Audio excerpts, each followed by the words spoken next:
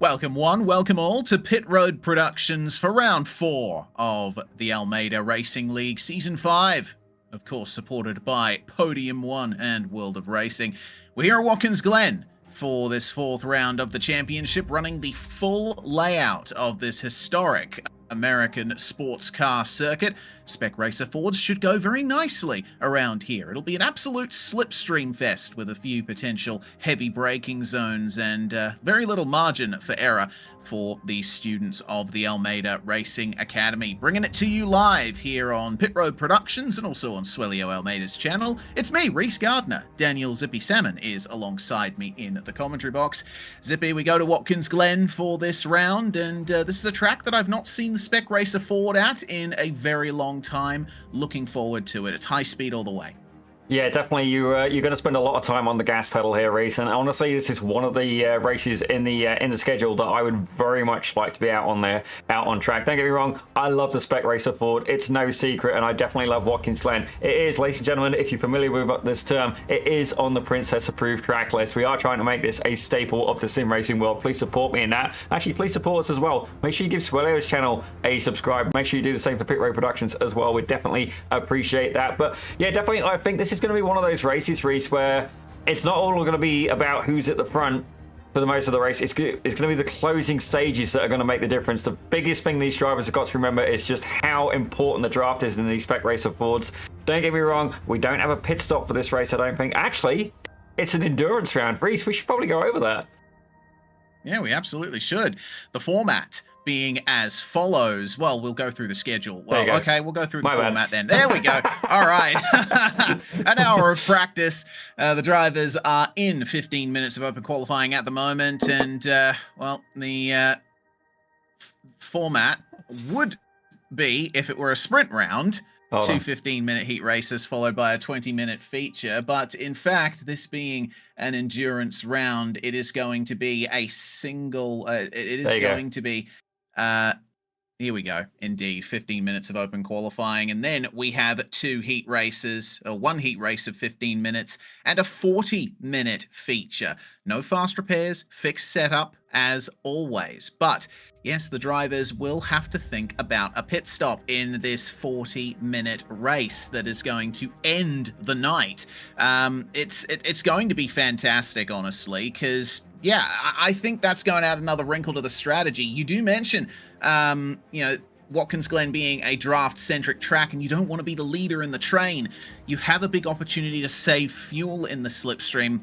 And whether or not you come out with a drafting buddy, or if you come out of the pits in front of traffic, is going to decide your race. That's the schedule that we were seeing there at Watkins Glen for round 5. Round 6 to Interlagos. VIR is the next round. And then Imola, Road America, Jerez, and Winton to round off the season. Road America is the second of the endurance rounds for the season. So I think this round here at Watkins Glen should provide us with a little primer for what is to come at Road America later in the season. Yeah, absolutely. And definitely this is, like I said, the biggest race that I would want to be a part of, not just because it's the endurance race format and pit strategy comes into play, but I absolutely love Watkins Glen. It is indeed on the list of tracks that I would very much like to visit. But you know what we should do, Reese? Championship points. Indeed. Coming out of round 3, Edwin Rivera is still the championship leader, and by some margin. Valdas Vansavicius is not in Split 1, with Edwin's closest rival being Gabriel Ardigo, who sits there on 342 points. I think Edwin Rivera has just been the picture of consistency. Jeffrey Adkins and Michael Cords from different splits are only 3 points apart for overall 4th place. There's plenty of great battles going on here. Ian Joyner was Edwin's main rival at round 1 at Montreal, but unfortunately he was absent for a round or so, and so he sits in P7 overall in the total championship. That's where they all stand at the moment, and yeah, basically what you need to know is it's the Edwin Rivera show at the moment, Zippy. Yeah, and indeed right now he was, I believe he was P2 in practice as well, currently showing as P1 in qualifying. Now, don't get me wrong, qualifying here, it is going to be absolutely humongous to get a draft here. If you don't get a draft, you can say goodbye to even being in probably the top 15, if not the top 20. Yeah, indeed. Well, We are keeping our eyes peeled here on qualifying for the moment as we move through to the drivers out there on laps at the moment. Edwin Rivera topping the qualifying session for the moment, but Adam Mika is currently in second place, only 0.2 of a second behind. Gabriel Ardigo is looking to break into the 2:03.4s that Edwin Rivera and Adam Mika currently occupy. It's a pretty long circuit, this full layout of Watkins Glen. Not only do you have the inner loop chicane at the end of the back straight, you also have to negotiate the boot section, which was added to this circuit in the early 1970s. This place has been around since the late 1950s, early 1960s. Originally, there was a public road circuit around the town of Watkins Glen in upstate New York, but due to safety concerns, which were very much realized in a horrific crash, this track was built very near to the site of the town of Watkins Glen, and it has been hosting some fantastic racing ever since. Here's a hot lap then, coming across the start-finish line with Edwin Rivera. Coming down into turn 1, you're looking for the 300 marker to be one of your braking markers, but Edwin evidently going for the 100 marker. The straight line speed of the Spec Racer Ford is not the highest that you will ever see, so you can actually brake quite deep into these corners, flat out through the S's at the start of the lap, passing the site of the old S's chicane that Formula One used during its latter period of racing at Watkins Glen in the late 1970s and early 80s. The exit onto the backstretch, incredibly important, and Edwin Rivera just touching 200 kilometers an hour as he brakes for the inner loop all the way across the curbs. Here, you can use all of them, and sometimes then some, but it's incredibly important for you to get the exit just right. And then through the carousel, or sometimes called the outer loop, you can maximize the exit there, keep the power on, and then hard braking down into this diving, banked left-hander into the boot and across the curb again to maximize the exit. This is full of overtaking opportunities, this section of the track. This particular uphill one is a very popular spot to try passes. Sometimes the outside line is where you want to be for that one. Then another short blast across the sole of the boot, so to say. Then you come very quickly to the heel. Hard braking zone, sharp right-hander, plenty of tarmac runoff that you can use on the exit if you so desire. You can go all the way over the curbs and beyond them and still have the lap be legal. Then the hairpin to bring you back onto the historic layout of the racetrack. It should be just about flat out in the Spec Racer Ford through this penultimate corner. It is banked, it is high speed, there's plenty of runoff to catch you if you make a mistake, and then you have to nail the run through the final corner. Pit entry off to the right, maximize the exit, but don't hit that safer barrier on the outside. That is a lap of Watkins Glen with Edwin Rivera, and it does not officially count, but he's managed to get that car into the 202s. Only driver to do so thus far. Yeah, I gotta admit, I'm completely surprised he hasn't been able to find somebody at slipstream behind that would absolutely secure it. As I say that, Martin Visser has just gone and taken them to top honors by about 0.2 of a second. And look ahead, ladies and gentlemen, you see there, oh my gosh, Chloe Charpentier moves her way up into P2. And Whoa. Have a quick look here, ladies and gentlemen. Reese, what are you seeing that I'm seeing? I'm seeing a freight train, choo-choo, all aboard. This is fantastic. This is exactly what you're hoping for when you're driving at Watkins Glen, an open qualifying group. You're getting slipstream from drivers in front of you. And it looks like this is going to be the main place that people find their time, is by running in a group like this. The speed that Charpentier reaches is about 7 k's an hour faster than what Edwin Rivera could manage on the lap we rode on board with him with. Yeah, absolutely. I was quite surprised to actually see Edwin there running solo and be so high, but saying that, he's been pushed back down to P3. This is one of those tracks where, with the draft being so heavy, I got a feeling a few people are indeed going to be out of sorts, as it were. There's going to be those who capitalize on this opportunity, but right now it seems to be that the Premier drivers have really capitalized on that so far, with the exception here of Chloe Charpentier. She's currently in P2 overall, P1 in class, but her next closest rival is Philip Falcon, who's all the way back in P11. This could be an absolute steal for points for her. It absolutely could.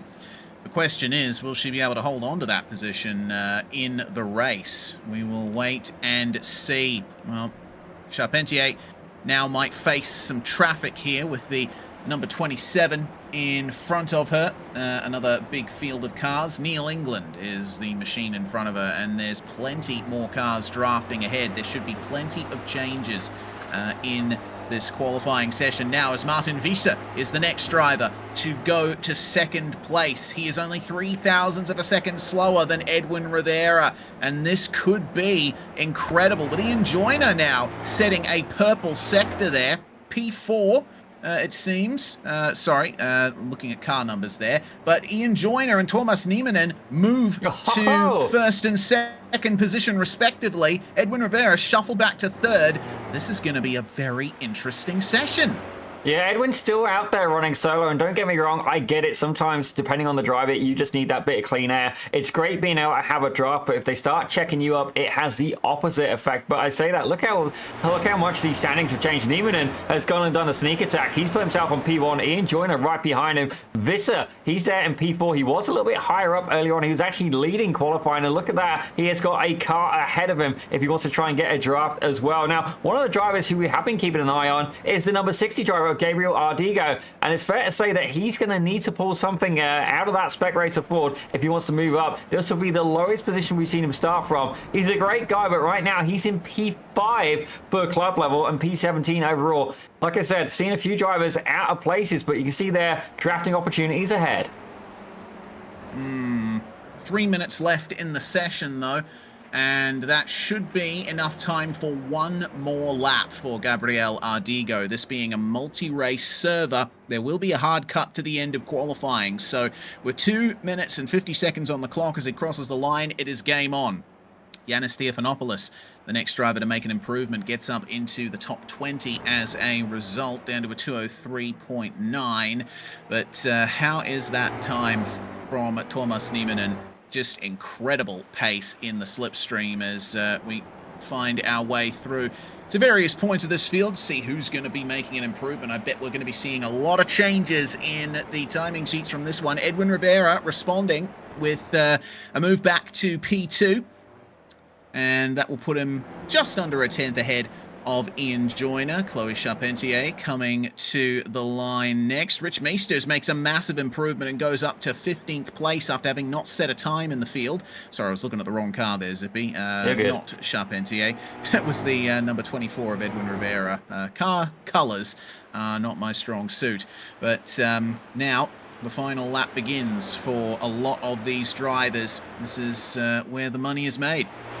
Well, certainly Rich Meesters, he definitely did not get the memo on this one. He's got nobody to draft with, and you can see there, he's in P15 overall. You've got to have somebody to draft with. Don't get me wrong, you don't want to enable your competition, but if any there was going to be a round where you needed to make a friend and start thinking about having a team strategy, this would have been it. I would have honestly loved if we'd have had this this setup here for one of the team seasons we'd had. It would have been intense. Certainly, I think Sammy Hendricks would have been a master of manipulation here when it would come to trying to get these cars stacked, get them drafted, and indeed potentially try and cover the field pretty much. I mean, if you can get cars 2 wide, 3 wide, good luck getting past, ladies and gentlemen. It's just you're not going to be able to do it.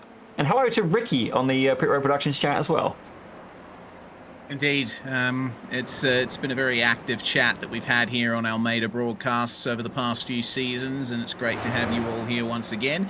Meanwhile, a little bit of racing going on back here in the middle of the qualifying session. Ian Joyner trying to make some gains here on the final lap. Improvements from Gabriel Ardigo and looks like Theophanopoulos as well. Yanis gets into the top 10 with a massive improvement to a 2:03.0. I don't think Ian Joyner is going to be finding anything extra from this final lap with his traffic issues, evidently. 30 seconds remain, so these drivers should be able to get across the line and register their final time. Rivera goes back to pole position on a 2:02.4. That's quick. That is a great response. Yeah, very quick indeed. And I don't think he had anyone in front of him. That's insane. Nah. He must have just been building the pace over the course of the session. But wait for it. 5, 4, 3, 2, 1, and the session is done. Say goodbye to everybody. They disappear off the circuit. and we can get into the first race of the night. Once again, a 15-minute sprint, which will help set the grid for the 40-minute feature later on. Edwin Rivera grabbed at pole position in the dying seconds of the session. Thomas Nieminen starts alongside him, a fantastic performance there. Ian Joyner and Martin Visa are your second row, with Jacques Coetzee in 5th place. Chloe Charpentier takes the club class pole position, with Zdenek Hamak and Thomas Noizot rounding out your top 8. Yanis Theophanopoulos in 9th, with Philip Falcon in P10 making an improvement as well. As we have a look there at P11, Adam Meeker took the honours there with Ilari Arnio alongside him in P12. P13 saw Kevin Adrian, ladies and gentlemen, the Canadian driver, alongside Jonathan Gutman, with Brandon Priest and Rich Meesters in 15th and 16th. 17th has Manfred Floor, with Gabriel Ardigo surprisingly far back on this one. He's there in 18th, with Steve Saunders in 19th and Carlos Facanha, my apologies there, in 20th. Mario Strelec will start 21st place alongside Javier Sobrino from Spain. Neil England and Jan Jančić are 23rd and 24th. Philippe Masson starts 25th alongside Domenico Sayu.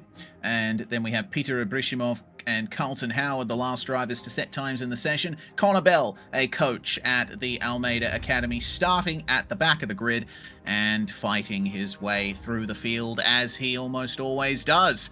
So this is the main thing that comes up in my mind first when I look at this grid. This is going to be a long formation lap. We are starting on the actual grid for Watkins Glen at the start-finish line. We have got a whole 5.5 Ks to complete here at this incredibly fast circuit.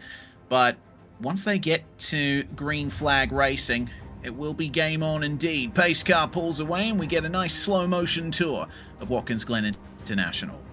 Yeah, absolutely beautiful track. And look, the fans have obviously came out in the masses here, Reese. And coming to think of it, I just had a memory here of actually one of the last times I drove Watkins Glen.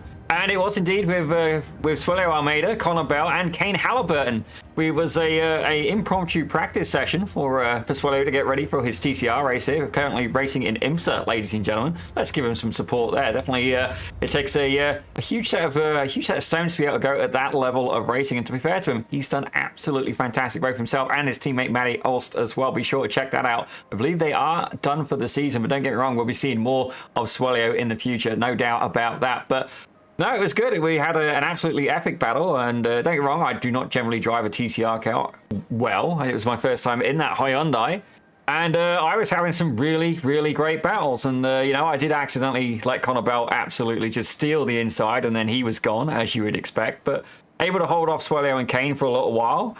And I got to admit, Suelio, I love you dearly, but it was when he goes and said, oh, chaos is coming, and then I binned it and took out myself and somebody else. It was hilarious to watch. And obviously, I'm a commentator. I don't make driving mistakes, but I messed up on that one. We are completely perfect individuals with no flaws whatsoever. Absolutely. It's almost like Suelio spoke the chaos into existence there. Has a tendency to do that. But we'll see here how much the students have learned from their tutelage at the Almeida Racing Academy. If you're unfamiliar with this series, this series is run by the Almeida Racing Academy, Suelio's coaching business that helps sim racers get faster and more competitive. And they put this league on to allow the students to test their mettle against each other with appearances from the coaches as well. It's certainly resulted in some great upturns in form for a few drivers that we were familiar with before the Academy existed, and it's been great to see. Absolutely, Reese. And certainly one of the things I really like about that is when they do the deciding which split. Yeah, ladies and gentlemen, there is multiple splits of this league. It's done purely on qualifying time, so you having a high I rating does not count for jack. I can tell you straight away, in this split, I'm seeing 1400 IR is actually the lowest rated driver we have in here.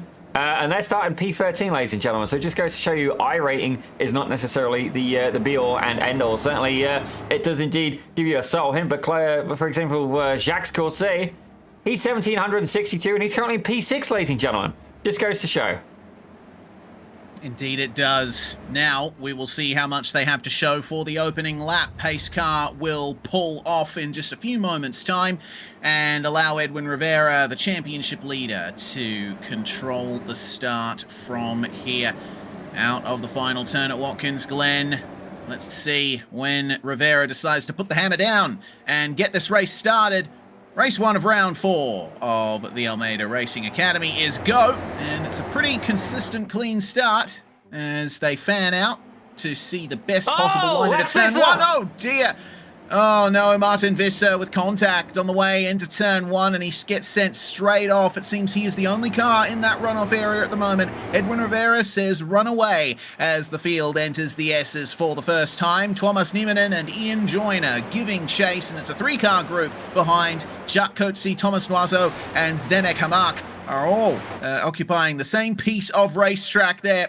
Now this is where the slipstream really comes to the fore. Look at the run from Tuomas Nieminen. He goes for the lead into the chicane, but he overcooks it on the way through and goes into the barriers hard. He entered the corner a bit too fast there. Edwin Rivera and Ian Joyner will duly take top honours, with Zdenek Hamak being the outsider looking in for a chance at the win. Yeah, definitely. Zdenek, he's played this very well at the start of this race. Don't get me wrong, I feel for Nieminen. I've definitely been in that scenario before where you just get such an absolutely fantastic overspeed. All your braking points change, ladies and gentlemen. Zdenek is... he's not done, ladies and gentlemen. He's now giving Edwin Rivera a piece of his mind and making his way up into P2. But let's have a quick look here. Hard charger right now that I can see, Reese. It would actually be Connor Bell. He's just made it up 10 positions further back in the grid. But if you ignore that, it's Brandon Priest. He's managed to make his way up 8 positions so far. Good job getting into P7 there from Brandon Priest. Behind him, they are continuing to race. Oh dear, that's Adam Mika that's gone around and he's sprawled across the track there. I hope that no one else has gotten involved. My gosh. All right, scratch that. Multiple drivers have gotten involved as a result of that incident, and Adam Mika's car is effectively destroyed. Looked like a spin. Was it contact is the question. It looks like it might have been, at least from that little angle. The number 7 machine of Chloe Charpentier was right on the scene, and poor Adam Mika. Well, I mean, he did the right thing by holding his brakes, but when you're sprawled across a live racetrack like that, there's only a couple of things that can happen. There's only a few ways it can go, and the worst is what usually happens. I gotta describe that in one word, Reese, and I'd say mullet. That's exactly how that went down. But right now, we got battles happening throughout the field. Connor Bell able to survive. Chloe Charpentier is actually still running, ladies and gentlemen. I thought she got caught in that incident as well, Reese. Let's have a look here from the back of Connor Bell, see if we get a look. There is definitely a little bit of damage on that spec Ford, and they are quite susceptible to it. But if she can stay in the draft, she may be able to keep going. Right now, down 10 positions overall. Looking to try and survive. Gabriel Ardigo, though, up 7 positions. And I gotta say, this is not where I'd want to be. Free wide heading into the boot. It's a little bit scary there, Reese. Certainly is. Make that up 8 for Gabriel Ardigo, then into the top 10 coming through the chicane, and Zdenek Hamak and Ian Joyner continuing to fight over the lead. Now this is a taster for what you can expect in the feature race to come, and I think a lesson that should be very quickly learned here at Watkins Glen: sometimes it's best to not go for the move. Sure, it's great to be the one leading the train, but you're the one punching the hole in the air for everyone else. Yeah, well, these guys will have to make a pit stop right now. If I was Zdenek Hamak, I would not want to be leading this race. I would want to be tucking in behind Ian Joyner or indeed Edwin Rivera. Let them burn their fuel. Let me try and coast it. And don't get me wrong, if you can stay with them, that's great. Then you could then absolutely leapfrog them in the pits. Now, I do have to wonder as well, are we going to... Well, I guess this is a 15-minute sprint. Just go for it. But not only that, where we have quite some long straightaway sections, are we going to see a move happening between the final turn and indeed the start-finish? Is it long enough where if you carry the momentum, you'll be able to slipstream past your opponent? I guess we're about to find out. Let's see who nails the exit of the final turn and tries their best to make the move. Zdenek Hamak not getting as good of a run out of the corner as Edwin Rivera and Ian Joyner there, but you can see that there's really not many gains to be made. The slipstream, when it fully kicks in, can be powerful. but I don't think the run to the line is quite long enough to make use of it. You really have to start at the exit of turn 1 and build up the speed all the way through the S's to the inner loop. Ian Joyner moves back to the lead. I get the feeling these guys are just going to be trading spots for the majority of this race. As I say that, Edwin Rivera says, how about 3 wide, everybody? Let's see how this goes. Yeah, I got a feeling someone's going to have to play chicken, and fair play to him, as you see there. Yeah, Riviera gets ahead. Joyner slips there into second. A huge amount of curb some of these drivers are taking. Definitely a lot more fearless than myself. Thank you to the helicopter pilot we have here at Pit Road Productions. An absolutely stellar job, fair play to him. But right now, Joyner is there in second. But let's take a quick look at some battles happening further back through the field, ladies and gentlemen. Connor Bell made his way 18 positions up. But right now, if I look behind him, we're having a whole onslaught of cars, ladies and gentlemen, starting with Jonathan Gutman. He's there in P12, and this battle runs all the way back to P19. Yeah, he's followed by Javier Sobrino and Manfred Flor in the number 74 side-by-side. Philip Falcon in the yellow machine, trying up the inside there. The blue car is Jan Jančík, who we haven't seen in a bit in the Almeida Racing League. Good to see him back. Let's see if he can hold on in the midst of this pack. It looks like Stephen Saunders got a great run on Jančík and could be trying for a move. Speaking of moves, Manfred Flor sticks the nose out and tries up the inside of Sobrino, but it looks like Javier wasn't quite giving him the room that he needed to get it done. Oh, wow. They are switching around all over the place here. This is what I love about low-powered cars at Watkins Glen. You get racing like this. Absolutely, racing. I've always been an advocate for basically, you know, how many drivers can drive, you know, like an LMP hybrid at the limit successfully, consistently. It is a lot. There's a reason that the top levels of racing drivers across the planet will generally get the drives to those cars, ladies and gentlemen. It's where you get the lower powered cars, as you were saying, which I think provides the best racing going for the majority of people, because it's easier to find the limited grip. And not only that, with these guys being Almeida Racing Academy students as well, they are refining their skills on a car that's just, it's a lot more approachable. Yeah, certainly is, especially in recent builds. The Spec Racer Ford used to be a death trap to drive in the early years, but it really works nicely now. Oh dear, hello. Oh, the front pack is really compressing now. And they're side by side through the chicane. Ian Joyner and Edwin Rivera. Edwin, I think, did a little sneaky down the back straight. He actually went wide and lifted a little bit to try and stop the onslaught of the slipstream. But it looks like it has compressed everybody together, and it's given a great chance to Jacques Coetzee and Brandon Priest to potentially get onto the podium. And speaking of Brandon Priest, how good is it that he's managed to latch onto the back of this pack? He is up 10 places now. Attaboy, Brandon. Got to say fair play to him. And definitely, this is exactly what Joyner and Riviera would have not been looking for, ladies and gentlemen. They do want to try and pull away as a lead pack. But don't get me wrong, it's not a team championship. If you're going to make some friends, you want to do it before the race starts. And anybody who's done, you know, Spec Fords or even 1600, especially something like the Formula V as well, the underappreciated open wheel car I'd find in the iRacing service, all the time you battle, you just open it up to people behind you, and that is exactly what's happening. You can see there, just in these last couple of corners, Yanis Fianfanopoulos, he's managed to catch up 0.3 of a second as well. Yeah, through the twistier parts of this circuit, twisty being relative, you end up catching up a lot on the drivers who run side by side. Ardigo getting racy with Connor Bell here, as Bell has moved into 9th place. And Rich Meesters and Kevin Adrian will now try their best to make their way past the coach. Let's see how this one goes for Rich Meesters. The lane is open to the outside there, but with the defense... Oh, no! Gabriel! No!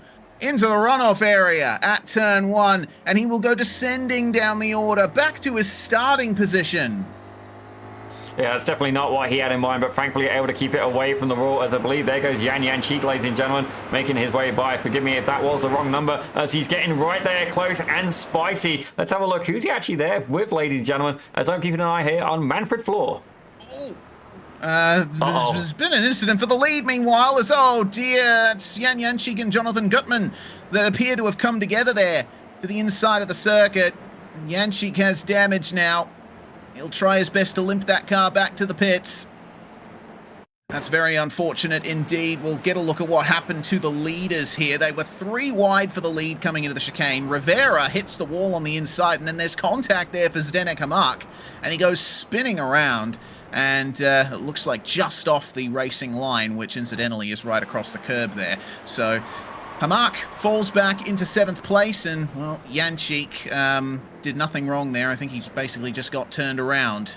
So just unfortunate, unlucky incident there for Jančík, who now finds himself back in P20 and with a lot of recovering to do.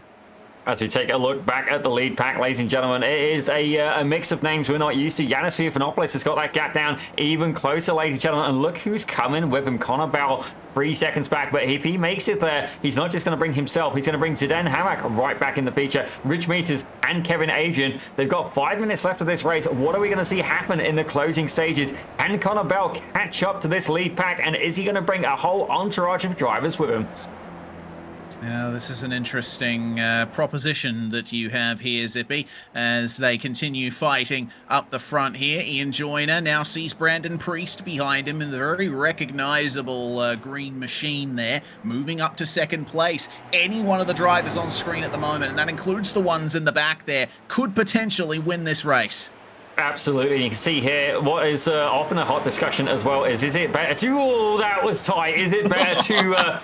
Is it better to bum draft or is it better to leapfrog? Now, I can tell you from my own Spec Racer Ford experience, leapfrog is generally the better way. You do not want to damage that front nose cone. As you can see there, right in the background, Connor Bell, Zdenek Hamak, Rich Meters, Andy, Kevin Adrian, all of them going for it. Let's take a quick look back here as indeed Connor Bell, bless him, he has got his hands full. He's being swarmed by the students right now.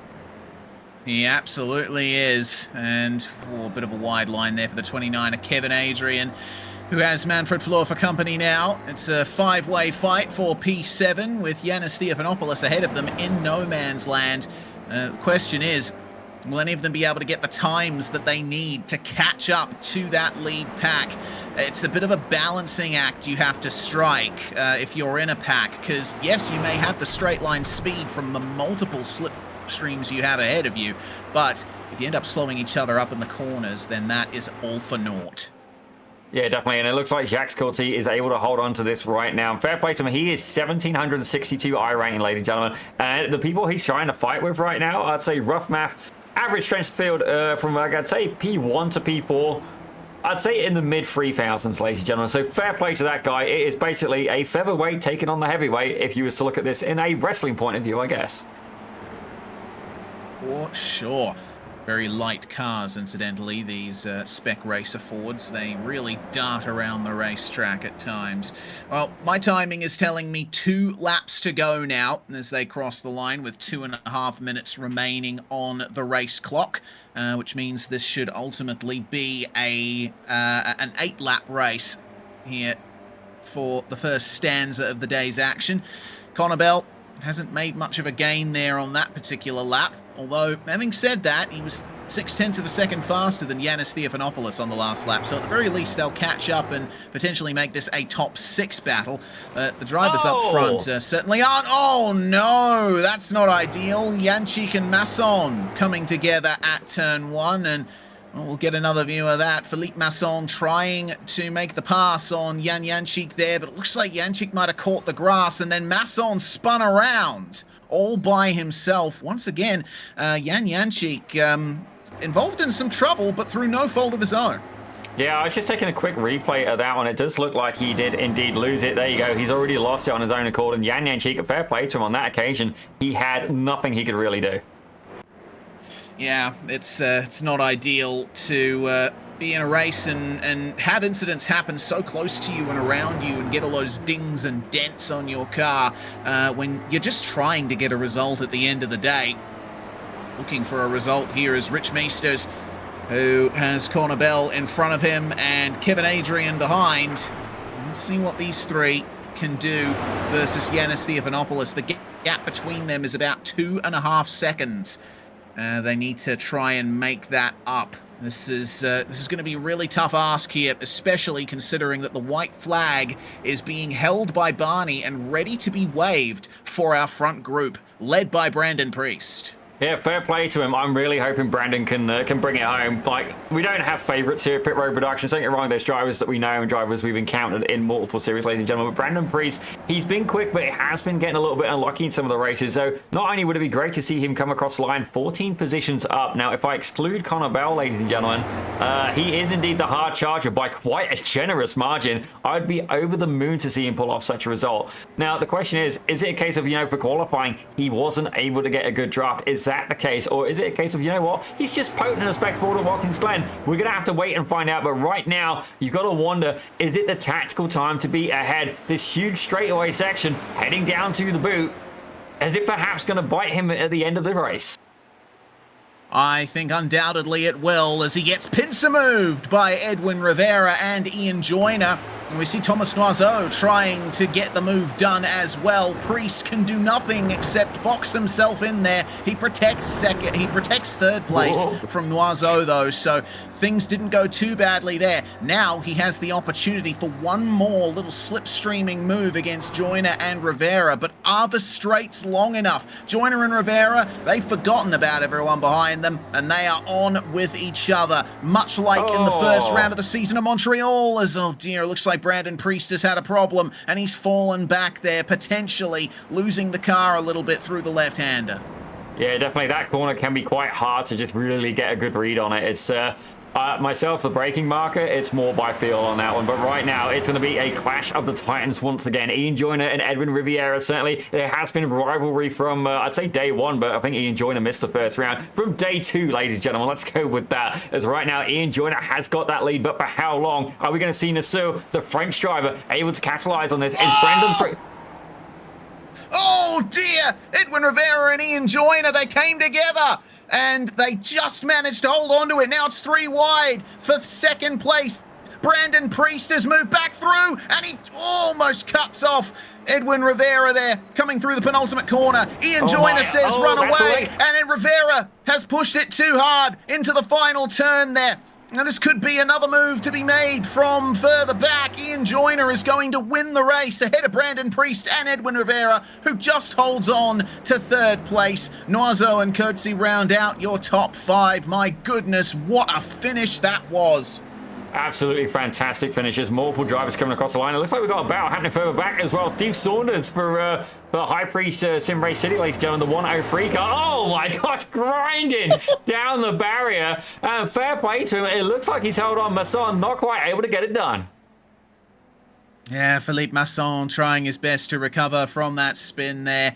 Oh my lord, what a fantastic race. What a fantastic finish it was. I haven't much seen Ian Joyner and Edwin Rivera come together, but man, they really pushed the limits there. This is how Joyner ended up taking the lead initially, and then we see the moves still being made behind.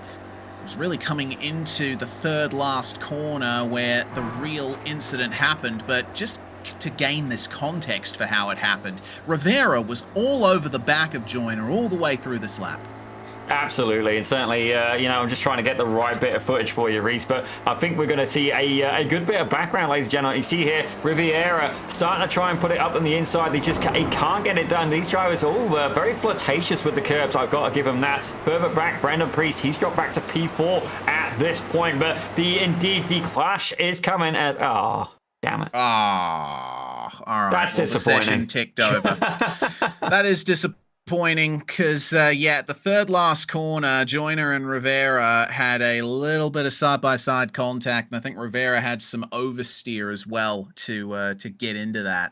So we'll go through the results here from the first race of the night. Joyner wins by half a second in the end over Priest and Rivera, with Noiseau and Coetzee rounding out the top 5. Yanis Theophanopoulos finishes in P6, ultimately a quiet race for him in the end. Connor Bell elevating himself up to P7, and then Rich Meesters, Kevin Adrian, and Manfred Fleur round out your top 10. Hamak, Arnio, Sabrino, Falcon, England, Ardino, Visser, Fakanya, Sayu, and Gutman rounding out your top 20. And then we move on through to Steve Saunders, Philippe Masson, Jan Janchik, two drivers that indeed had races that they would prefer to forget. Same for Chloe Charpentier as well, who was involved in a couple of prangs. Carlton Howard is a retiree from the race. Same for Mario Strelec, Adam Mika, Thomas Nieminen, and Peter Abrishimov.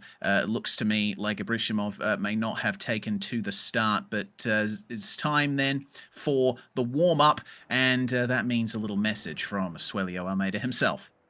If you're a racing driver and you want to reach an advanced level, there's a faster and easier way to become competitive. I've gone from this to this in 5 years. Now, we've created the perfect free driver development guide to help you understand the right order of racing skills to develop if you want to become a competitive driver as quickly as possible. This guide was made after 3,000 hours of combined high-level coaching. Well, thank you very much, Suelio, as we bring Connor Bell into the fold here up in the comms box. Absolutely frenetic racing here at Watkins Glen, Connor. We came into this round knowing that the slipstream was everything, but man, in the Spec Racer Ford, it's like it's on steroids. Yeah, exactly. That was so much fun, that race. It was only a 15-minute heat, but if someone told me that was 30 minutes, I wouldn't have been surprised. That felt like a long one, but like I said, tons of fun. I'm super impressed with the racecraft that I saw from honestly everyone I came into contact with there. I know there's a couple incidents, and I'm sure we'll see some things in the stewarding, but like I said, from what I saw, everyone's racecraft was just awesome, and hopefully that is due to the workshop I hosted earlier this week for all the Almeida Racing Academy members.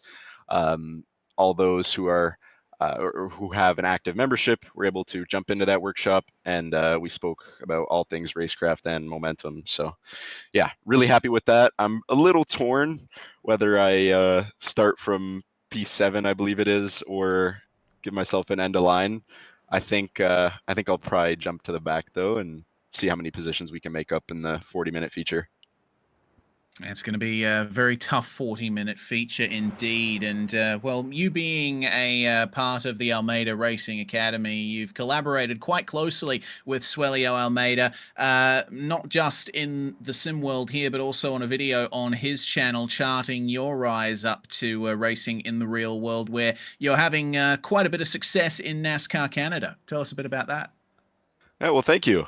Yeah, it's been quite the experience so far. I did my first 2 races this past summer. We won on debut, only the second person in series history to do that, and then a second place finish in the second race as well. So yeah, quite the success so far, and it's really not my doing. It's thanks to all the people that allowed me to get there. It's all the sponsors, it's the team. It's been such a welcoming experience for me to just jump in and feel right at home. So yeah, having tons of fun so far, and we're hoping to do a partial, if not full season next year, depending on sponsorship and those kinds of things. You've also been racing occasionally in Super Production Challenge as well with Nathan Block. So getting your mileage in more than just a stock car. Exactly. Seat time is super important. So with Nathan there, he wasn't feeling too well for his final round of SPC there. So I jumped in the car for qualifying in one race. Unfortunately, the race I did, we had some car issues, but still managed to bring it home P4. So yeah, what a great summer, and looking forward to having a good winter and preparing for next year. And I bet you're looking forward to having a great feature race as well. 40 minutes and likely a pit stop ahead of you, Connor. Thanks very much for joining us. Hopefully we'll be chatting to you again by the end. Thanks, guys. Connor Bell from ARA Management, real-world race car driver himself, as mentioned, and, well, he managed to elevate himself from the back of the grid to P7 in just 15 minutes. What can he do over 40 minutes of racing coming up here? The feature race is upon us, and the field is pretty much the same as it was at the end of race 1. Ian Joyner's going to start on pole with Brandon Priest alongside him, and tell you what, Priest is going to be very happy with how this day has gone for him. Rivera and Noiseau in 3rd and 4th. Jacques Coetzee and Yanis Theophanopoulos round out your top 6. Connor Bell gridding in P7, but likely will be sent to the back. Rich Meesters, Kevin Adrian, and Manfred Fleur, Zippy, round out your top 10. As we have a look there at P11, it's going to be Zdenek Hamak with Ilario Arnio, ladies and gentlemen, the Finland driver, making his way down to P12 with everything just moved. I think they're moving. All right, let's keep going, ladies and gentlemen. P13 is going to have Javier Sobrino with Philip Falcon there in 14th. Neil England takes 15th with Gabriel Ardigo there in 16th. Definitely a little bit out of place for him. Same for this gentleman here, Martin Visser. He's there in 17th with Carlos Bacana. Not really seen too much of Carlos yet, but he does have his fellow countryman just a car ahead. He's there in 18th with Domenico Seu in 19th and Jonathan Gutman there in 20th. Steve Saunders in 21st place alongside Philippe Masson with Yan Yanchik and Chloe Charpentier, 2 drivers that had rotten luck in race 1, going to be hoping for something better out of this one. Carlton Howard, Mario Strelec, Adam Mika, Thomas Nieminen and Peter Abrishimov round out your field, and got to say, Nieminen in particular is one that I am going to be looking out for. Remember, he qualified in 2nd place for race 1 and ultimately went nowhere, so I'm looking for a potential move up through the field from Thomas Nieminen. Question is, will he be able to get past lap 1 carnage if that ends up being the case? Yeah, certainly Neiman, and I don't know why. I think we first saw him actually when they were doing the fun rounds, and we saw him being absolutely incredibly potent in a trophy truck, ladies and gentlemen. That's really where we started to really take notice of Neiman there. But I gotta say, fair play to him. I think he learned some valuable lessons from that first race, and I wonder what he can do. But definitely a few people here. Yanis Theophanopoulos, he's leading in the club class here for this second race. This could be an opportunity for him, but he's got Kevin Adrian very close by. Certainly has plenty of opportunities for big points here in the first feature race format of this season. A reminder that this is not the only one we'll be seeing. We're also going to be going for the 15-minute sprint and 40-minute feature at Road America later on in the season. So this is a good bit of practice for these drivers. And it's funny to note actually that both of the sort of endurance rounds of these seasons take place at tracks that have long straights and are great for slipstreaming. Yeah, I definitely don't think that is an accident, and fair play to him. I think it's going to make for a fantastic season, and indeed a fantastic event, ladies and gentlemen, as indeed that will be another one of the events I would very much like to be behind the wheel of. But fair play to him. It's been an absolute belter of a season so far, and we're just going to give a little bit of a thank you actually to the Almeida Racing League, and indeed Julio Almeida, Connor Bell, Kane Halliburton, and then indeed all the people at the Academy for bringing us such an absolutely fantastic set of shows on a Saturday afternoon. For sure. Late Saturday evening for me here in Western Australia. It's just coming up to midnight where I am, but it being a weekend, I don't have to worry about waking up the neighbours. Let's see how much I yell at the racing yet to come here. Ian Joyner starting on pole alongside Brandon Priest as the pace car gets ready to pull off into the pit lane. Will Edwin Rivera be able to fight back here and try and claim another victory to continue his great run this season? Will Ian Joyner start fighting back from a distant 4th place in the championship? Green flag flies and we are away, and Ian Joyner gets an absolute jump over everyone there. It looked like Priest was trying to cover off Rivera for a moment, but Edwin was right alongside on the way into turn 1. Here we go. Ian Joyner has a clear turn in, but Edwin Rivera loses the rear, and then that's the front bodywork of oh dearie me, Brandon Priest, that has come a cropper there through the first turn. Some chaos happening already. Rivera's fallen back to P7. That puts Thomas Noiseau up to P2. Zdenek Hamak and Yanis Theophanopoulos are fighting for the final spot on the podium. It's absolute bedlam back there. Well, you can already see here that Brandon Priest, the number 30 car, has indeed lost his nose cone. That could be the bodywork that you are indeed referencing, but absolute chaos here at Watkins Glen. Priest is going to be on the outside. He's going to be feel that difference in aero as I see cars taking to the grass, ladies and gentlemen. Incidents happening. I believe Mario Strelac's just got involved in an incident as well. Yeah, Strelec is, it seems, falling down the order. And, well, it looks like Kevin Adrian also had a terrible first lap too. Strelec then coming into the turn here. Oh, he got on the brakes early, but I think that caught out the car behind.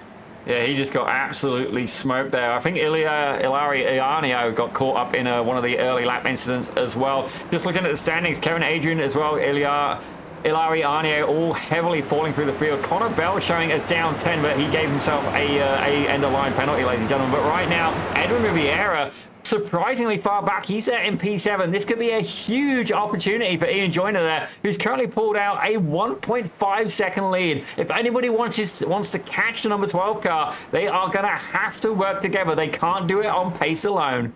Oh dear. No. Javier Sobrino. Oh dear.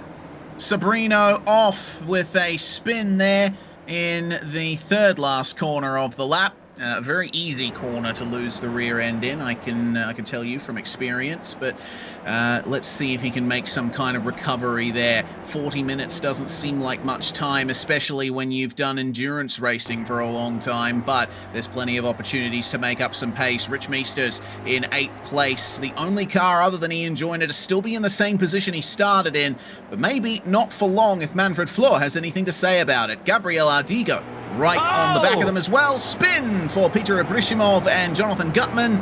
And it looks like Ilariano might have been involved in a bit of that as well. I'm not entirely sure. We'll see what happened to Ibrishimov here, trying to make a pass, but oh dear. Driver behind went for a massive move there, and it looked like he probably wasn't going to make the apex. So Ibrishimov, an innocent victim in all of that, I think. Yeah, that was honestly, it was a Dan Salmon classic, to quote Mr. Tom Daniels there. He's seen me do endurance races where first off it's like half a car length, then it's a car length. By the end of the series, ladies and gentlemen, it's 5 car lengths back, the Dan Salmon special, and it's fair to say that was definitely that kind of antics. It's not necessarily the best strategy, ladies and gentlemen. It's fair to say that it did indeed cost another driver potential chaos there. As further back, if we have a look near Gabriel Ardigo, he is right in the thick of things, and I believe that's Martin Visser right ahead of him as Rich Meesters take a little bit of a wider line there. That's definitely a bit of a compromise. He's going to be struggling down the back straight. Yeah, very wide in the corner there, and well, Rich will be getting a tiny little bit of slipstream off the number 10 Jacques Coetzee as he has Martin Visser to his right-hand side, the number 11 of Yanis Theophanopoulos right in the thick of this as well, and Meesters will maximise the exit as best he can. It becomes the inside for the next corner. Gabriel Ardigo has nowhere to go there. He just needs to let them sort themselves out and maybe try and follow Martin Visser through, but there's no chance for a switchback on that short run between those corners. Ardigo has had a very rough round so far, and I think he'll be trying his best to look for opportunities where necessary, but he gets hit from behind, and it looks like Connor Bell might have been the one that hit him. All right, I'm sorry, Connor, but we got to find out exactly what happened just there. I have a warning here for Philip Falcon. Let's go and take a peek and see what happened from his point of view. Right, I saw a flash of gold in the view of Ardigo, and there's the contact. Oh, dearie me. Okay, it looks like that incident was a bit more complex than I first envisaged, so might have to get another view of that, Zippy. Philip Falcon, an innocent victim in all of that. Ardigo having... No, it wasn't Connor Bell that made the contact there, so who was that? I'm not entirely sure, but I can tell you that Manfred Fleur has entered the pit lane. Brandon Priest has entered the pit lane. Multiple drivers going through the pits. Neil England was involved in a crash as well. Let's try and take it out from his point of view. All right. So Neil England up behind them here, and there's the contact, and oh, okay. So England was the second car to hit Ardigo. And that's such an awkward place to be, because like pit entry is right there. If you're recovering from a slide, you're a passenger into pit lane. If you're going faster than the pit lane speed limit at that point, you will get dinged. You will get a penalty. And there's not really much you can do about that. Yeah, certainly myself, a specialist there at the unsafe pit entry. As I say that, Connor Bell, I definitely don't think he was in that one, Reese. And Jake Enns, Jake Enns, my apologies there. I thought it was Clovis for a second here. It's been a while, ladies and gentlemen. I'm not feeling 100% today, and I definitely don't look 100% any day, ladies and gentlemen. That's a little bit of a self-roast there, but right now, Connor Bell, he's yet again having a fight with Rich Meesters. Mike Sargent, you better watch out, my friend, as it looks like Rich Meester's trying to take the honors here of being the biggest block for the coaches. Yeah, for sure. Anytime we look at Rich Meesters, he's making life tough for the people behind him. Connor Bell maximizing the exit as best he can, but it doesn't quite gain him much in the short term. Maybe the run onto the start-finish straight will work out for him. Holding on to 8th place for the moment, picking up the slipstream off Meesters. Up ahead of them, Yannis Theophanopoulos and Jacques Coetzee fighting over the last position in the top 5. Ian Joyner has extended his gap for the lead up to about 2.4 seconds at the moment. He's in paradise right now. In iRacing, you start feeling the effects of the slipstream from about 1.5 seconds back. Once you get within 1 second of the car ahead, that's where the slipstream effects are really noticeable. So these guys are well outside those margins at the moment. Like you said earlier, Zippy, they have to work together if they want any chance of catching up. Yeah, don't get me wrong, I have a feeling that isn't going to happen. These guys have, they've made it a lot more entertaining for us, and for that, I thank them, ladies and gentlemen, as Zdeněk Hamak is very much keen to get ahead of Thomas. And so, Edwin Riviera, you can see him there, he's right behind, it looks like Jacques Coetzee trying to stay with that pack. He's a little bit further back, ladies and gentlemen, he's about 2 seconds behind him. As right now, Zdeněk Hamak, he's been having an absolutely fantastic set of races today, got caught up in some incidents earlier, but it's fair to say he 100% has the pace as he's in there, applying pressure to the back of the number 17 car. Yeah, race 1 didn't end well for him, but he was fighting for the lead for most of it, and he now has another opportunity for that, fighting for the runner-up spot in the short term. Don't forget, we will have a pit stop coming up, so the drivers may not necessarily be in these positions by the final lap. It'll all depend on whether or not they can save fuel in the slipstream, whether or not they can help each other out to keep that gap to the leader as low as they can. But it's looking like they're fighting a losing battle. Joyner's lead is now out to 2.6 seconds. The only thing they can hope for, Reese, is that they can slipstream their way into the lead. 2.6 seconds. I'd say that's doable with a good bit of fuel saving here. But let's have a little bit further back, ladies and gentlemen. Chloe Charpentier, she's up 14 spots. Now, if I have a quick look through the grid, I believe she is the joint hard charger herself and Niemanen. But don't get me wrong, Charpentier is currently in P10, ladies and gentlemen, with Steve Saunders right ahead of her. Yes, indeed. Steve Saunders up 12 places, and look at that there from Charpentier. That's the kind of driving that I was expecting people to do in this feature. Yes, they may have had the momentum for a pass, but they chose not to do it. Just wait for an opportunity, save a bit of fuel, maybe shorten the amount of fuel you have to take at your pit stop. How about 3 wide for second, though? Edwin Rivera slipstreaming past Noiseau and Hamak. But Thomas Noiseau is trying his best to make life difficult for Rivera there. Almost thought about going up the inside at the chicane, but thought better of it, and thank goodness for that. Wow, that is opportunistic as hell from Connor Bell. It was clean, though. The gap was there. I'll give it to him. I would have been in there, too. Okay, Connor, you might want to rethink that one, my friend. If I'm going to go for it, you got to wonder. But certainly, myself, pace has never been the strong point. Racecraft, however, is. And that is my kind of move. It looks like Yannis Theophanopoulos now is going to be going at it. No, apologies. Yep, that is Yannis Theophanopoulos going at it with Rich Meesters. So Bell was able to clear past the Cool Camel Racing machine. But right now, Meesters has dropped back about 1.2 seconds behind him. Just falling outside real slipstream range at present. Connor Bell moving up into 6th place, and now has Jacques Coetzee to try and pass here. Is there any move to the inside there? No. You know, it may be a hairpin that they're going through at the moment, but it's faster than it looks. It crests a hill right in the middle. It's a lot more difficult to make a move up the inside than you'd think. And then through this second last corner, you're winding on the steering to try and get as much speed as possible.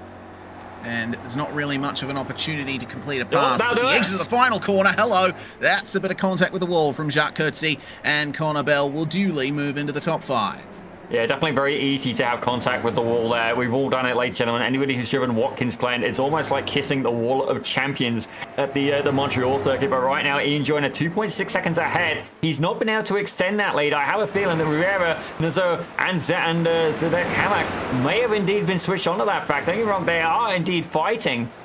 But I think they're very aware of whereabouts Ian Joyner is, as we're going to check back here in P14, ladies and gentlemen, because it looks like we've got a battle between the fellow countryman, Ilaria Arnio. He had a little bit of an incident earlier on, but Thomas Niemann in there. Both of these guys fighting for P14. Are we going to see some camaraderie between them?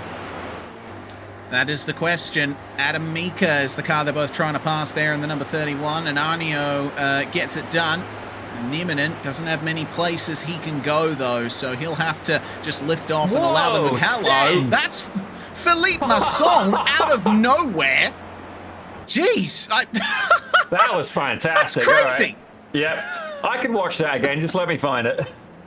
I wasn't even thinking about him. He wasn't even in the frame. That's crazy. Oh, man. All right. Well, we'll see. This is Niemann's view of it, and then, hello, Philippe, where did you come from? Bonjour and au revoir.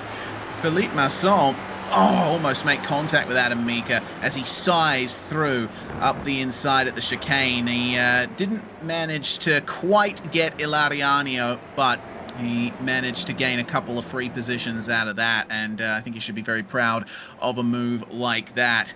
So Thomas Niemann continues to hold on to his position at the back of that train. Adam Mika has moved back past Philippe Masson, and it looks like Ilariano has run a bit deep, and that's going to bring them back into contention there.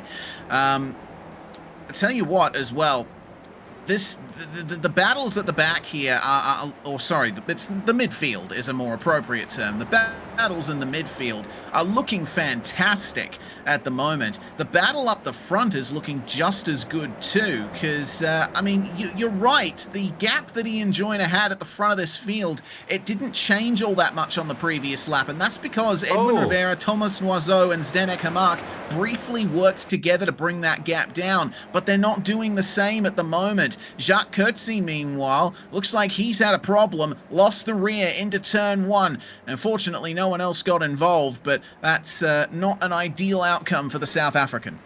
Yeah, definitely not what he had in mind, ladies and gentlemen, but indeed the battles are occurring, and it is realistically, it's for second down to about fourth. Conor Bell about 2 seconds back behind him. I do have to wonder if he can catch up, but realistically, the biggest action, ladies and gentlemen, on demand, it is between Adam Mika, Philippe Masson, and Peter Ibrishimov has got in there as well. My lord, Ibrishimov now moves to the front of the pack. Philippe Masson almost coming a cropper from that one. Some fair taps on the way into the chicane there. Ilariano has gotten away from these guys. He's really taken advantage of that. This is Ibrishimov's view of it all. He sees the gap. He sees Masson staying to the right. He sees Adam Mika staying to the left, and there's a bit of contact on the way in. I'm amazed that they all held on to that. Yeah, that was definitely a high-risk, high-reward move, and fair play to him. It paid off. What an absolute slingshot. It reminds me, actually, when I competed in a amateur event at Spa. It was a broadcast event, and I did the same thing after Rouge and Radion. I just absolutely slingshot. Two guys were fighting, and I went, thank you very much, and done the pair of them. Absolutely. Philippe Masson, meanwhile, runs wide there, and Ibrishimov moves to the front of the pack. I guess the new front of the pack, now that Ilariano has said run away. Javier Sobrino getting involved in this one as well. It seems every single time these guys go through a corner, something happens, and that's a big slide, and around goes the number 32 of Peter Ibrishimov. Adam Mika off as well. Ibrishimov's hard work and heroics have ultimately come to nothing. Yeah, definitely got a little bit too close there, and it's fair to say it did indeed cost him. But good news here for Javier Sobrino. He's down 2 so far, but he is very much in the pack, fighting with Philippe Masson, who both himself and Peter Ishmarov. It must be the paint race. Certainly, these two guys absolutely sending it, capitalizing on that slipstream. I've got a feeling we're going to need to add another sticker to those cars. The 5-car send, perhaps potentially. You know, it's almost like you're playing a deck of cards and then just gone, poker. Yeah, it seems if you're driving a blue car in the Almeida Racing League, you're either making incredible moves or you're in the wall. That's what seems to be the pattern that's forming here. But Philippe Masson has held strong all the way through, and he's continuing to strut his stuff there. Jan Jančík in a little bit of a risky position there on the outside, 3 wide coming into the chicane, but he absolutely nails the braking zone there and leaves Jonathan Gutman and Kevin Adrian to their own devices there, as Abrishimov will put pressure on them as well. Kevin Adrian driving a bit of an open wheeler for the moment, but when he comes into the pits eventually, he should be able to get that fixed. It's just a shame to see him so far down. Remember, he started in 9th, so he is certainly looking for a bit better out of this one.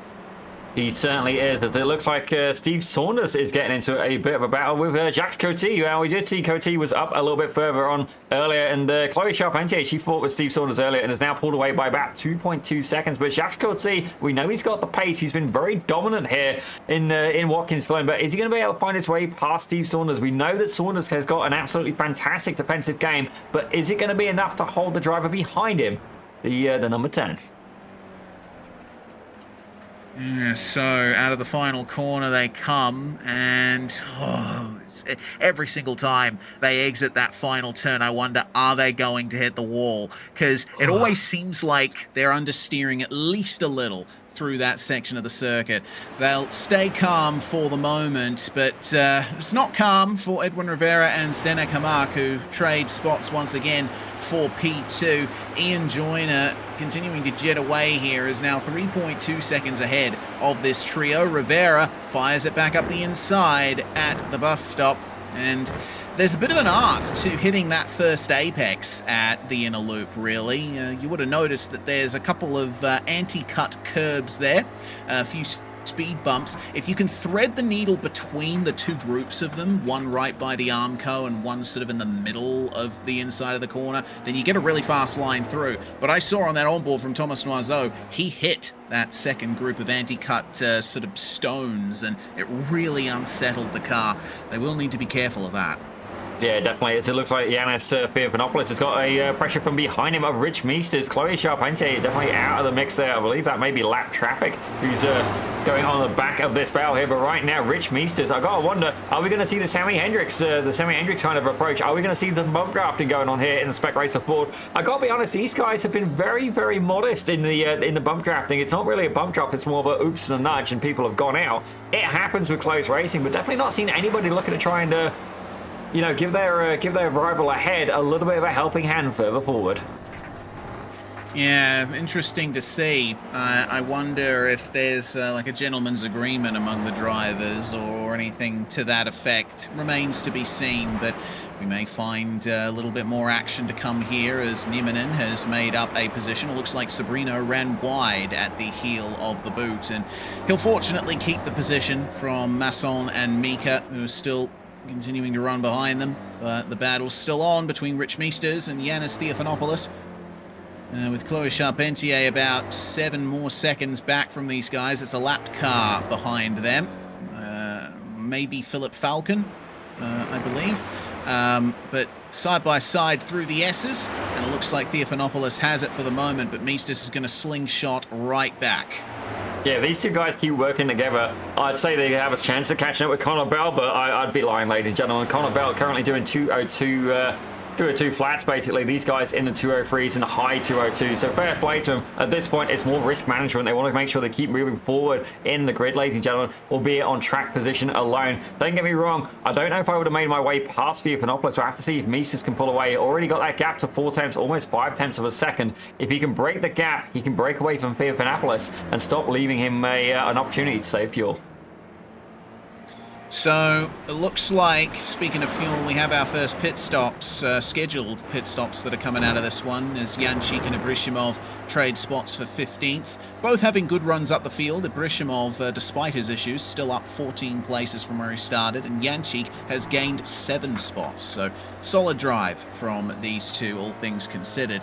But recently visiting the pits, Jacques Coetzee, Adam Mika, and Martin Visser. and they've all had pit stops around the 15 to 17 second bracket.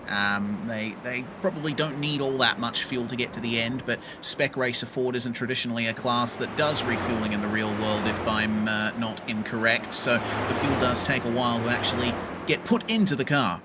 Yeah, you definitely don't have the high-tech, you know, the fuel canisters and stuff like that. And it just reminded me, actually, of at least somebody, I think it was in NASCAR, started putting their fuel jugs several feet in the air, 10, 15 feet in the air. I'm sure the NASCAR fans in the audience will know exactly which guy I'm on about, but he was notorious for being able to cheat there. Albeit cheat is a harsh word. I'd say acknowledging the rule book, as Chloe Charpentier brings it down the pits. Now, how's that going to work out for her? She's kind of in open air. I say it's good strategy to come in the pits if you are in open air. You want to have somebody who's around you so you can either save fuel or get a little bit more performance, an extra couple of attempts out of it. But if you're going to do that, you got to hope that you don't re-emerge into slower traffic. It's a risky procedure, but I mean, what do you do?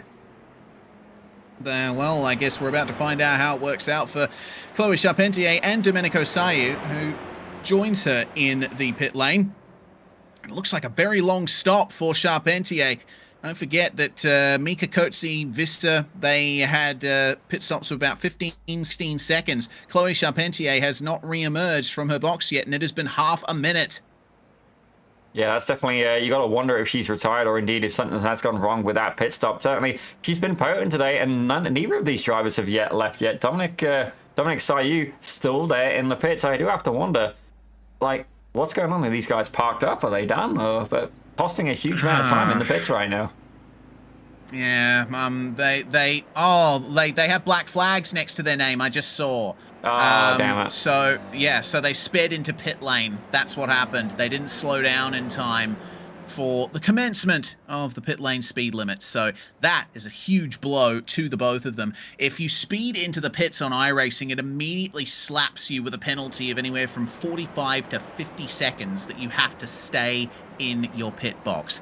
It is brutal, which is why I always say practice your pit entry. Yeah, certainly there has been some tracks that my comrade Reese Gardner has been very spicy about the pit entry. Certainly he's seen lost opportunities there. Myself, I think Reese Gardner doesn't speed enough. I've personally seen at least a minute and a half, I'm sure, out of a pit lane speeding penalty, as Connor Bell has brought it into pit road. All right, so our coach is the next one to visit the pit lane, and I see no black flag next to his name. Philip Falcon rolls in behind him. And Falcon is looking for a lot more out of this one. He's certainly not having a great race at the moment. Hopefully this sets him up for maybe gaining a couple more positions by the end of the race. So as more drivers come into the pit lane, I have to wonder, the battle for second that's continued on this whole time, are they going to throw up the white flag and go into the pits at any point? It looks like Thomas Noiseau, who was a part of this battle, has blinked and not come back. He's having network issues. Okay, that's definitely not good here for Noiseau. As I see further down, yep, I can't even select him either. You got to wonder what has happened with the French driver, ladies and gentlemen. As right now, Yanis Theophanopoulos is still going at it here with Rich Meisters. These two guys have been trading positions now. Don't get me wrong, is there some strategy between them? Is it just some friendly rivalry? Or are we going to see one of these drivers come into the pits? Now, the undercut in the Spec Ford has actually been a very valid strategy. To me, it makes no sense. You know, the tires don't get excessively hot on these cars, and obviously being a bit lower on the power range, you'd think that the lighter the car, the better the car. But don't get me wrong, it's all about where that fuel is as well. Potentially, you could make it for a better handling car, carrying a little bit of that ballast. Yeah, I agree. Meisters and Theophanopoulos trade spots once again. Looks like a bit of a yield there from Yanis. I often very much like having a bit more fuel in the car just for stability's sake, because it allows me to push the limits a bit more instead of you know, making a small error that balloons into a huge one because the car is lighter and more twitchy. Well, leader Ian Joyner has come into the pit lane, and that will leave Zdenek Hamak and Edwin Rivera to take the lead. Rich Meisters committing to pit lane entry there. It's a very difficult pit entry at Watkins Glen. The entry lane is technically on the apex of the final corner.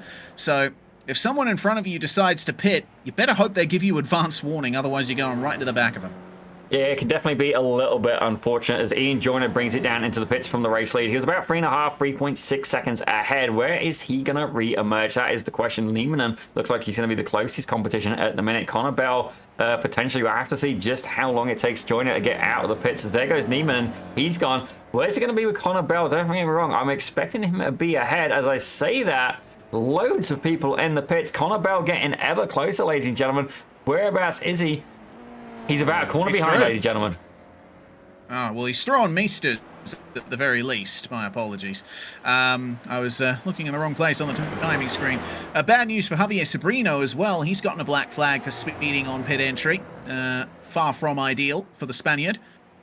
Now Edwin Rivera and Zdenek Hamak, they've been fighting ever harder over the course of the last lap. They actually made a tiny bit of contact coming through the S's, which certainly won't help their pursuit of Ian Joyner.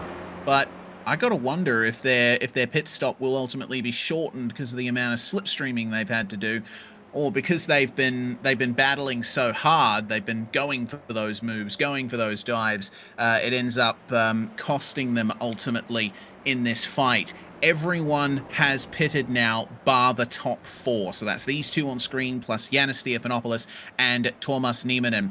And it makes total sense what I'm seeing from Niemanen here. You start from the back and you know you're fast in the field like this. You go as long as you possibly can and maximize your time spent in clear air so that you can grab track position. Well, here comes the pit lane speed limit for Rivera and Hamak, and they both managed to slow down in time, but only just. Well, the interesting question is going to be, where is Ian Joyner going to emerge in all of this? So these guys have been able to save enough fuel to leapfrog him. The gap was about 3.6 seconds before. Ian Joyner in the pits for about 16.1 seconds. Definitely not the longest pit we've seen, but not the shortest either. Certainly at least a second, if not a little bit more in that gap. If I have a quick look through, actually Neil England. Sorry, Brandon Priest was in the pits for 11.63 seconds. That seems a little shy. Other than that, excluding that anomaly, about 15.15. So Joyner not losing a lot on the pits, maybe an extra second there, as right now Riviera and Hamak are making their way through, but Ian Joyner already made his way past and heading down turn 1. Yep, the pit exit here at Watkins Glen sort of cuts the inside of the first corner, so they gain back a tiny bit, but they're still getting up to speed as Ian Joyner is at full pace out of turn 1 and into the S's. The gap has come down a little bit in the short term here, though, so there has been a gain made by Hamak and Rivera. Rivera, curiously, with a longer stop than Joyner and Hamak, but Ian Joyner has the longest tour through pit lane of these guys, 46.2 seconds from entry to exit. Compare that to 43.8 for Hamak. So, you know, it doesn't necessarily matter if your pit stop is a little bit longer. If you're efficient getting in and out of your box and you manage to nail the entry, you can gain quite a bit of time through pit lane. And now the lead is on with 11.5 minutes to go. Yeah, this is exactly what Ian Joyner didn't want. Indeed, the P2 and P3 guys have been able to get there and very much in contention right now. You see Edwin Riviera is just falling back a little bit. He's right on that 1 second threshold. He's going to have to put the hammer down if he wants to try and stay with these lead 2 pack. Don't get me wrong, Joyner, we know he can drive, we know he can defend, and we know he's got pace as well. He really does have a lot going for him, but Zdenek Hamak has been absolutely on fire today, and fair play to him. He's up 9 positions as well. He's indeed going to be a driver to keep an eye on in the closing stages of this race. Yeah, the Czech driver has been a factor in the midfield in the opening rounds of this season. I think this is the first time we've really seen him as a front-running contender, and he's shown that he belongs up here. He has approached this race very smartly. Let's see if it ends up getting him the result he wants. Adam Mika and Ilariano are together at the moment. Carlos Facania is right behind them in the number 14, the Brazilian, who's trying his best to make his way up through the field.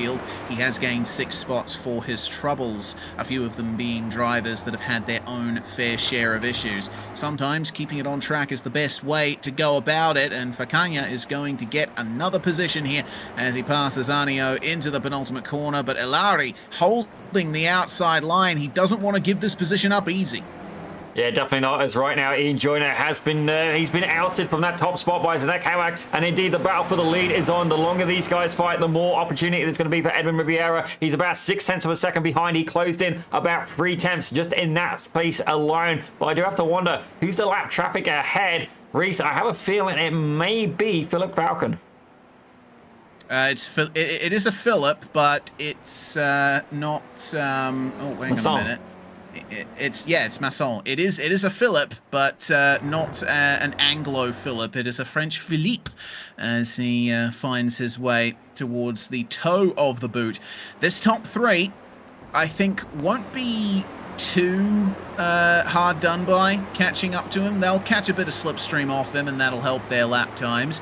What they have to worry about is the drivers behind. There's currently about 5 seconds back to Connor Bell at the moment, and the more these guys run side by side, the more time that Bell is going to gain. This is going to be the first opportunity we see for post-pit stop lap times from all of these drivers, and that's when we can really get our eye in as to how this race is going to end.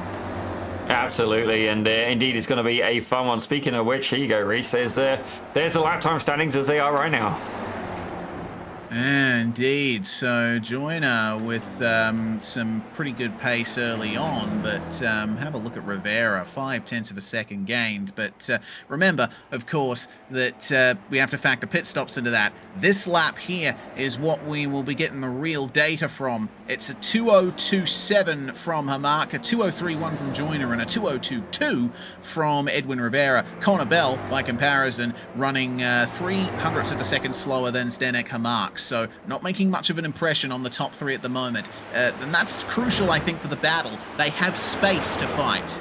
Yeah, certainly. If you've got the room to have a battle, then by all means enjoy it. But they do not want Connor Bell joining that party, ladies and gentlemen. It's a little bit of an elitist club. And fair play, Connor Bell is indeed elite. But these guys are not interested in sharing that podium. And fair play to them. As long as they all keep it on the track, they will all indeed get a spot on the top of that podium. But right now, lap traffic is going to come into play as Ian Joyner regains the lead. Yes, and quite conclusively as well. It seemed like there was a big fight back from Hamak in the second phase of the bus stop there, and he'll obviously be all over the back of Ian Joyner once more. Keep an eye on where he's gaining the time as well. Bowl-shaped corners like that one they just went through, you have a great opportunity to slingshot yourself out, and this turn here is one of my favorite turns on the circuit just because you can gain a ton of time out of nowhere just by getting on the throttle at the right time. You saw that Joyner was taking more of a conventional racing line, going straight to the inside, but Hamak was running a bit wide in the early stages, and that gave him a little bit more mid-corner speed. He can use that to make his way past on future laps, but at the moment, it seems like he's just trying to find a gap and hope that Rivera doesn't get back through. Meanwhile, Connor Bell has gained 0.5 seconds on these guys, so you'll see him pop into frame in the background there. That's your top four. Yeah, certainly, Connor Bell has been able to clear Rich Meeses by the tune of about 8.5 seconds, ladies and gentlemen. We do have a couple of battles happening throughout the field. Ilari Arnio, he's got Carlos Pacanha right behind him as well. Looks like Martin Visser and Peter Abrishimov are going at it as well a little bit further back. But honestly, all the action currently up front right now as these guys are fighting for the win. 6.5 minutes remain. My timing is telling me 4 laps to go. That is a tentative measurement. Don't take it as gospel just yet. But Joyner now will catch a little bit of slipstream off Philippe Masson just in time for Hamak and Rivera to gain his slipstream. And here comes Rivera steaming around the outside of Hamak and trying to do the same thing to Ian Joyner. He moves ahead by the time they get to the braking zone, and now Rivera has put himself in a perfect spot. This is some top-class driving from all three of these drivers. It's exactly the kind of battling that you want to see around a track like Watkins Glen. But that was a big statement from Rivera there. He caught the slipstream off Masson and said, "I want to be in front. Now it's up to you to try and pass me back." Absolutely, and I think these guys are going to be doing a little bit of a conga here, just swapping for position, ladies and gentlemen, who is going to lead the train. And fair play as well to Philippe Masson for giving them such a clean way through. The French driver, very respectful there. 1500 I rating, but very aware of the race happening for the lead, so fair play to him now, as it looks like Carlos Pagana and indeed Ilaria Arneo are still going at it, 0.2 per second between them. This is one of only 2 close battles on track at the moment. The other one is for 11th between Carlos Facaya and Ilari Arneo for P11 there. And they are separated by about half a second, it looks like. These guys are where the fighting really is at for deciding the podium for the feature race here in round 4 of season 5 of the Almeida Racing League. Hamak fighting up the front the whole time. In race 1, though, a late problem put him back to 11th place, and that's where he started for this one. But he steadily worked his way through the top 10. He put himself in that position, and now he is here with Rivera and Joyner, 2 of the best drivers in the field, and he's looking to make his claim and add himself to the winners' books here. Jan Jančík, meanwhile, looks like a problem in the heel of the boot. Gets on the curb and, okay, looks like the... Oh, yeah, he did. Looks like he was maybe just letting drivers go, potentially. So, Jančík just trying to get to the finish at present. Here comes Ian Joyner then, to the lead on Edwin Rivera. Right in time for the chicane once more, and for a few frames there, you really got an eye in for how harsh those curbs are at the first apex. Watkins Glen has made many changes to the curbs at that part of the circuit over the years, and that's one of the more brutal interpretations of track limits. Yeah, I think I remember seeing a real life video of one of the GT3 cars absolutely taking flight there. So fair play to him. After an incident like that, you are indeed going to make an adjustment. But right now, Connor Bell, remind me what the gap was there, Reese. We're currently about 4 seconds back behind the top 3. Yeah, so it was 4.5 last time I looked at it. He's only gained a couple more tenths in the interim, so still worth thinking about. And I mean, the flip side of it as well is that Philippe Masson there, who these guys have just lapped, will shortly be giving a slipstream to Connor Bell. So Connor, I reckon, is going to use that as a great opportunity to gain some time on the leaders. Check back in with Carlos Facaya, meanwhile, because Ilariano is continuing to fight with him. It looks like they've got some company there. That's Neil England, who is unfortunately not on the lead lap, so there still remains only a 2-way battle for position. Just seen a problem for Peter Abrishimov as well. He's fallen back behind Jonathan Gutman and Jan Jančík, and he is crabbing. Something has gone very wrong for the Bulgarian. Oh dear. He tried to hold on to it, but ultimately couldn't, and then Gutman and Jančík duly moved past him, so Ibrishimov is probably going to have to visit the pits. A real shame for that to happen so late on in the running. He's still having a solid race. He's up 13 places from where he started. Meanwhile, Gutman and Jančík side by side into the end of the lap here, and Jančík is making some big statements here. He is saying, no, I'm not allowing you to take that inside line. He can reign supreme on the outside. And Gutman, it seems, is really soaring away at the wheel just to try and get this car through these corners. Slipstream off Jančík will be beneficial for him. These guys fighting for 14th as there's a trade up ahead between Arneo and Facania once again. These two are probably going to have a bit of fun towards the end of the race. And speaking of the end of the race, it is almost upon us. The drivers are halfway around the penultimate lap up at the front. Yeah, very much so. Ian Joyner currently sitting on the top step of the podium. Edwin Rivera right behind. But I've got to say, fair play to Zdeněk Hammer. He has been, not only is in the top of the field today, but he's doing it while climbing positions as well. Actually, speaking of which, hard charger right now. Thomas Nieminen up 19 positions on the day, ladies and gentlemen. That's absolutely fantastic. Currently racing in P9 overall. Yanis Theophanopoulos looking really good. He's in P6 overall, but leading the club class.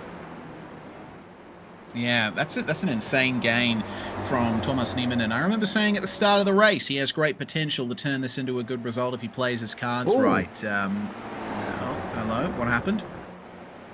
It looked like Conor Bell having a little bit of a hard time there getting past lap traffic of Philip Masson. It looked a little bit colourful, a little bit aggressive, but don't get me wrong, he has indeed made his way past and still 3.4 seconds behind this lead pack. But I have a feeling time has indeed ran out for them. He is going to need to, well, as the white flag goes, he's going to need nothing short of a miracle if he wants to find his way onto the podium.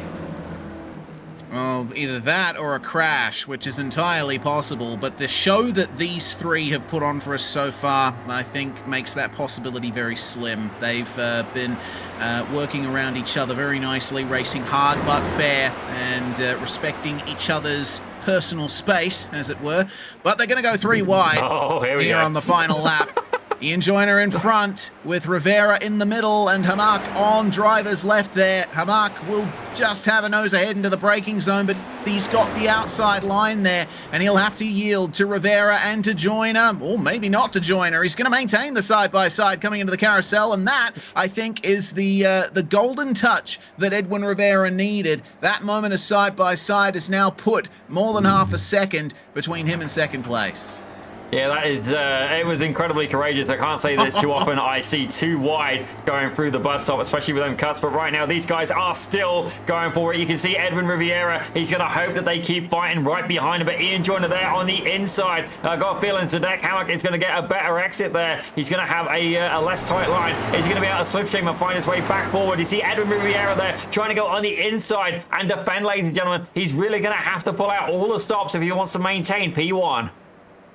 Here comes Ian Joyner and Zdeněk Hamak. They continue side by side. Hamak trying the outside move. Rivera, I think, has cleared them enough that he doesn't have to worry about a move for the lead, but Ian Joyner has to worry about losing second place. Zdeněk Hamak is trying to move up that one final position. I don't think it's going to do it there. Conor Bell has now brought that gap down to about a second back from these guys, as Jan Jančić seems to have picked up a black flag, unfortunately. A troublesome race for him, but Edwin Rivera is going to come across the line here, and both Ian Joyner and Zdeněk Hamak get into the wall as Rivera crosses the line to take the win. It's a drag race between Joyner and Hamak, decided by 100th of a second.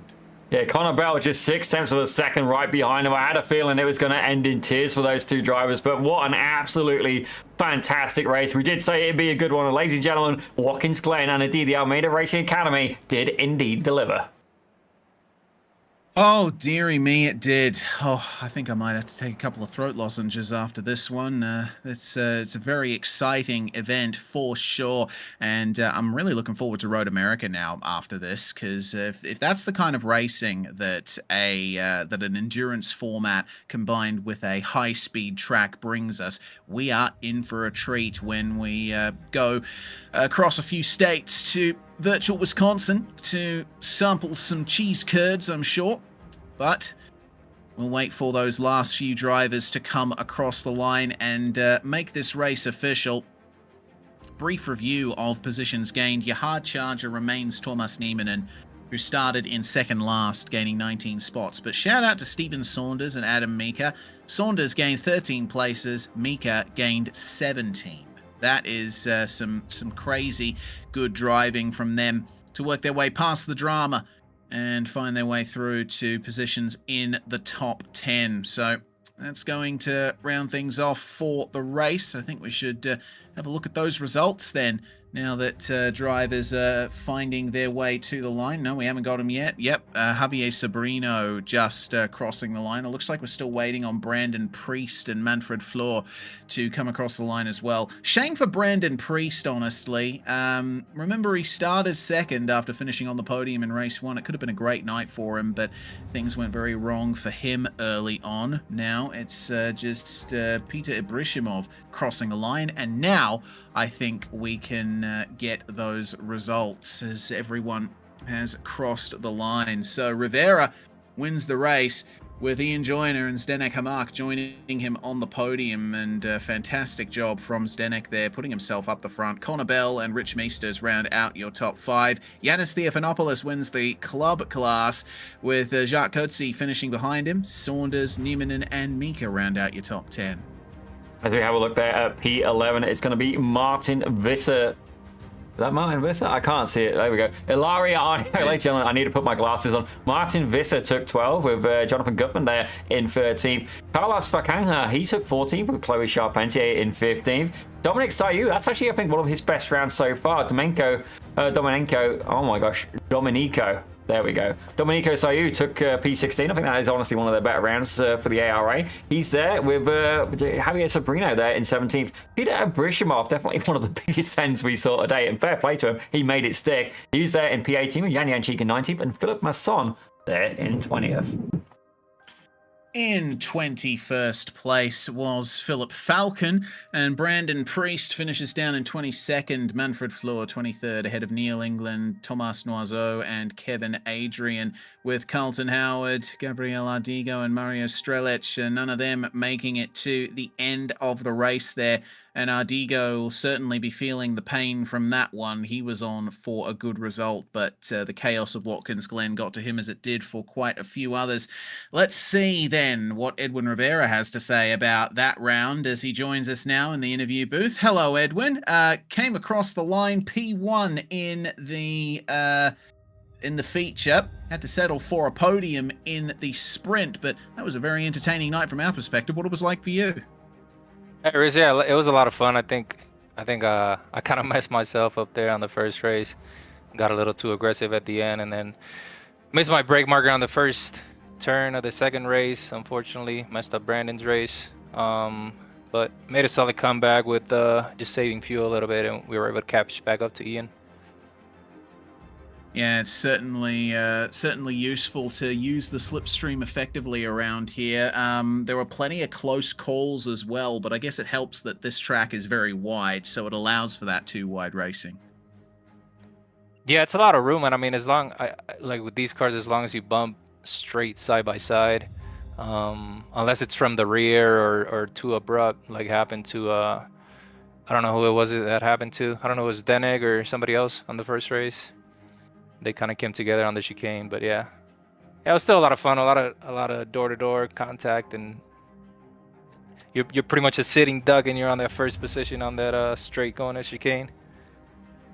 Yeah, well, you will remain the championship leader coming out of this round. We go to Interlagos next week, another track that does provide some slipstreaming opportunity, but you'll have a lot more hairpins to contend with.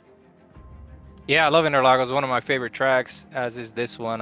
So should be fun. We'll see how that goes. These cars have an insane amount of draft everywhere, it seems like. So it's gonna be a lot of racecraft to work on for sure.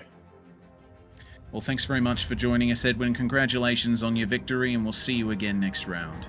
All right, thank you, Riz. Good seeing you guys. Next up, Ian Joyner, who got on the podium in both races here. Missed round 2, but came back very strong indeed.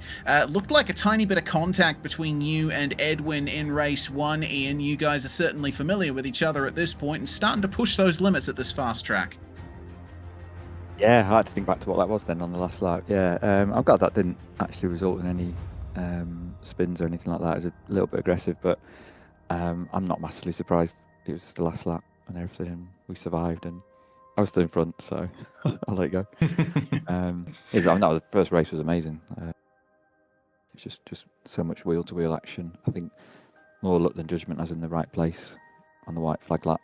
Yeah, managed to make that stick. And then the feature was really different. Still good fun. Yeah, the feature with the pit stops certainly made things interesting. You managed to get yourself out to a good lead, but it basically vanished through the pit cycle. I think that must be the strength of being able to actually save fuel in the slipstream. You're all on your own out there. Yeah, I think there's a little bit of that. Certainly, when you've got that gap, it's definitely better to just keep it if you can, even though it made it almost impossible to save fuel. But I actually stopped slightly short my pit stall, so I think that cost me, I don't know how much, didn't feel, maybe only 1.5 seconds, but that maybe plus a bit of fuel saving obviously came out with the draft back, so then it was going to be a completely different race after that, which was fun.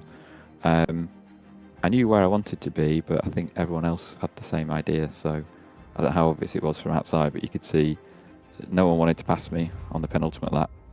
And then no matter how slow I went down that back straight, no one was going to pass me until the end of it on the second one. So we were all just lifting down the straight. And then, yeah, anything could happen at that point. And Sednak was, just super aggressive on the last lap. So it made me, I didn't really have any opportunity to attack Edwin because I just had no choice but to defend. But it was a fun finish.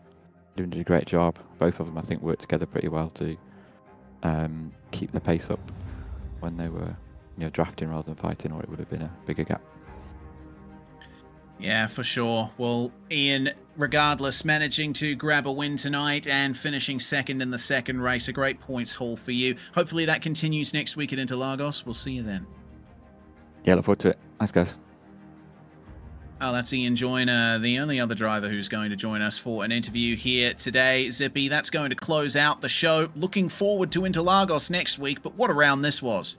Oh, it was an absolute belter race, and definitely one that I very much enjoyed. I'd love to have been out on track with these guys. Don't get me wrong, I'm not sure what I would have had for pace, but certainly the racecraft would have been absolutely fantastic. But ladies and gentlemen, let's give a huge shout out to everybody here who joined us in the Almeida Racing Academy, and indeed the Almeida Racing League here, sponsored by Podium One, World of Racing, and indeed Logitech as well. Thank you to all of you there in the chat. We had Jake Enspop, and then we had Ricky as well.